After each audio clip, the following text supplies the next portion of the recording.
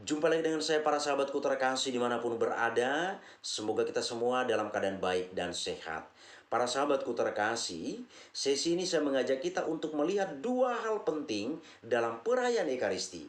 Yakni yang pertama, apa itu doa presidensial. Dan yang kedua, apa yang tidak boleh dilakukan atau diikuti oleh umat. Dan apa yang boleh dilakukan atau diikuti oleh umat dalam perayaan Ekaristi. Para sahabatku terkasih, dalam perayaan Ekaristi, kita mendengar ada beberapa sebutan untuk doa. Misalnya, ada doa kolekta yang sebelumnya kita kenal dengan istilah doa pembuka. Saat ini secara liturgis, doa pembuka itu dipakai dengan istilah doa kolekta. Dan tentang hal ini sudah saya bahas dalam sesi sebelumnya. Lalu ada doa umat, doa persiapan persembahan, doa syukur agung, doa sesudah komuni, atau istilah lainnya kita kenal dengan doa penutup, doa yang mengakhiri perayaan Ekaristi. Lalu para sahabatku terkasih, ada juga kita kenal dalam misa itu doa presidensial. Para sahabatku terkasih, barangkali di tempat kita masing-masing sudah banyak umat yang cukup familiar dengan istilah ini. Tapi mungkin sebagian kecil lagi umat Katolik yang belum familiar dengan istilah ini. Maka sesi ini kita akan melihat apa yang dimaksudkan dengan doa presidensial. Para sahabatku terkasih, dalam perayaan Ekaristi, umat dituntut aktif dan sadar untuk ambil bagian. Jadi umat diharapkan di sana mulai dari ritus pembuka, ritus sabda, ritus ekaristi, dan ritus penutup ikut ambil bagian secara aktif. Contoh, pada saat bernyanyi kita sama-sama bernyanyi dan lain sebagainya. Tapi para sahabatku terkasih, ada saat-saat tertentu di mana umat hanya mengamini saja atau umat hanya menjawab amin saja dan tidak boleh ikut mendoakan doa presidensial dan melakukan tata gerak yang bukan menjadi bagiannya. Jadi di sini kita diharapkan aktif dalam perayaan itu, tetapi ada saat tertentu kita hanya menjawab amin dan tidak mengikuti atau meniru tata gerak yang dilakukan oleh imam sebagai pemimpin liturgi.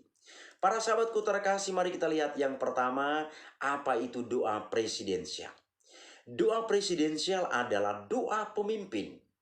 Kata presiden bukanlah semata-mata kata yang menunjuk pada kepala negara, tetapi juga menunjuk pada seorang yang memimpin. Doa presidensial dalam perayaan Ekaristi dimaksudkan sebagai doa yang hanya dibawakan oleh pemimpin perayaan Ekaristi dan tidak boleh diikuti oleh umat.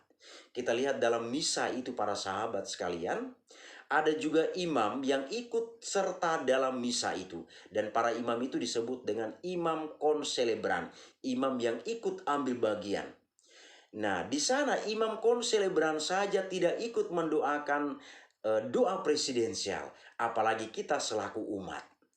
Nah, para sahabatku terkasih, doa-doa presidensial ini begitu penting dalam peribadatan gereja, sehingga memang dikhususkan bagi selebran saja. Doa-doa presidensial disampaikan oleh imam kepada Allah atas nama seluruh umat kudus dan semua yang hadir, dan melalui dia Kristus sendiri memimpin himpunan umat. Ini kita temukan dalam Pedoman Umum Misale Romawi nomor 30. Maka doa-doa presidensial ini perlu dibawakan dengan suara yang lantang dan diucapkan dengan jelas sehingga mudah ditangkap oleh umat. Ini pesan bagi para imam kita, sehingga ketika membacakan doa presidensial ini dibawakan dengan lantang dan jelas sehingga umat yang hadir memahami dengan baik apa yang sedang diucapkan. Oleh karena itu, sementara imam membawakan doa presidensial, tidak boleh dibawakan doa lain atau nyanyian atau bunyi-bunyi alat musik.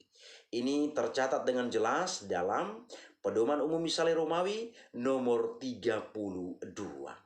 Para sahabatku terkasih, bagian berikutnya adalah kita lihat apa yang boleh diikuti atau dilakukan oleh umat dan apa yang tidak boleh diikuti atau dilakukan oleh umat dalam perayaan itu. Kita lihat yang pertama, bagian yang boleh diikuti oleh umat.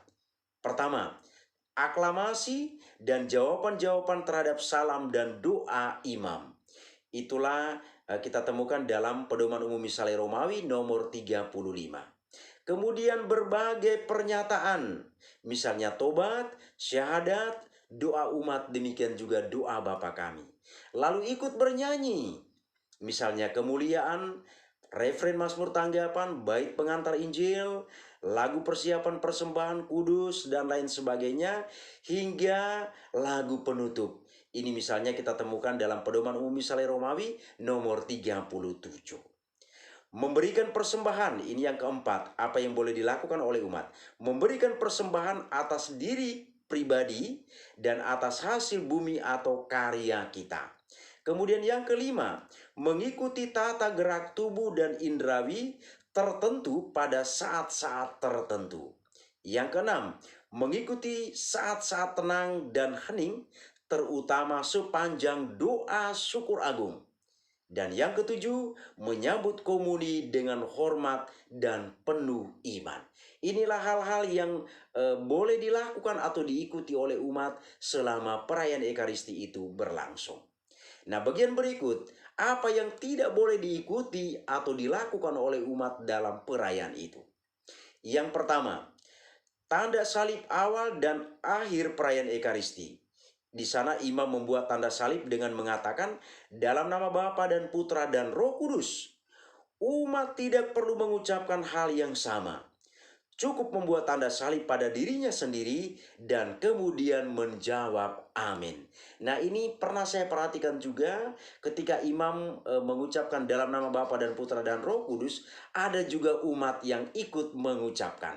Di sini kita diminta hanya mengucapkan kata amin, dan pada saat imam mengatakan dalam nama Bapa dan Putra dan Roh Kudus, kita ikut membuat tanda salib.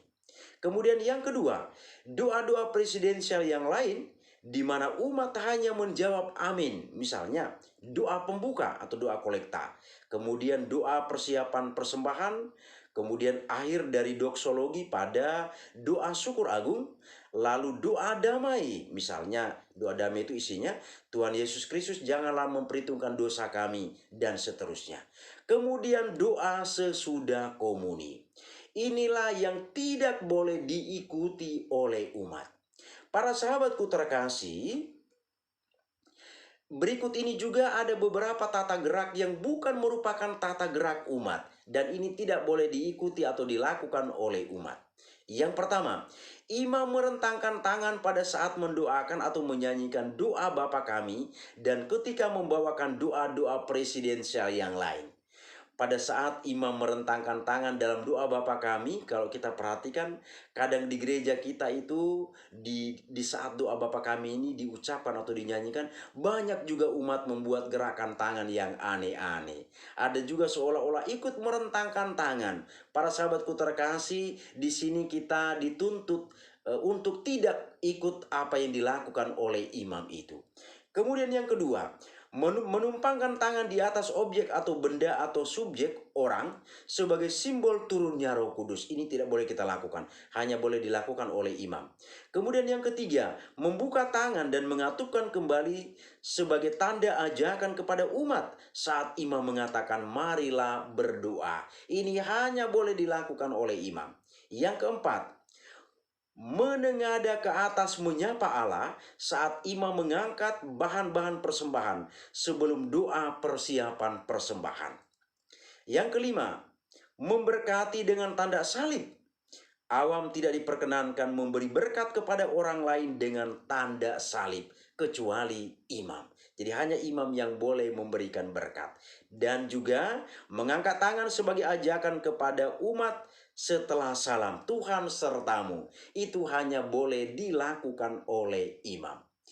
Para sahabatku terkasih, demikianlah beberapa informasi penting teristimewa tentang dua hal yang kita lihat ini, yakni yang pertama apa itu doa presidensial, dan yang kedua apa yang boleh diikuti atau dilakukan oleh umat dan tidak boleh diikuti dan dilakukan oleh umat selama perayaan Ekaristi itu berlangsung.